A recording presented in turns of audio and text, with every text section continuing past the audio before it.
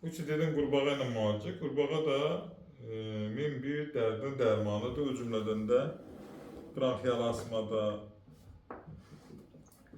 sonra sağalmaz yaraların müalicəsində, qalxanvari vəzin, zob xəstəliyi, qalxanvari vəzin, bütün növ zob xəstəliklərinin müalicəsində də təbii ki, əvəzsizdir.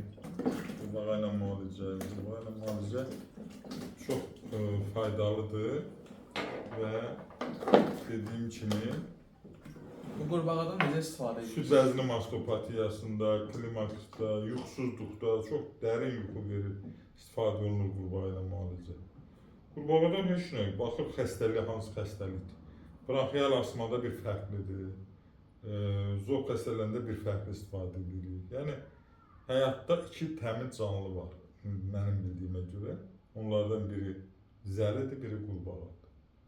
Məsələn, zəli insan duş qəbul etməndə, çirkli olanda tutmur. Ancaq Mütləq duş almalısan da bundan mütləq təmiz olmalı, dəri iyi qoxu gəlməməlidir. Qurbağada isə elə deyil. Qurbağa insan əli dəyəndə qurbağa özünü 5 dəfə suya atır və çıxardır, özünü təmizləyir. Yəni qurbağa ideal bir təmiz canlıdır.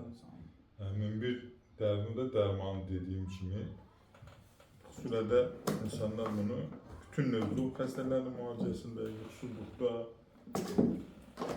və süd vəzni mastopatiyasında, klimaksda, sağalmaz yaraları müalicəsində və digər xəstələrin müalicəsində istifadə edirlər, çox gözəl nəticələr verir.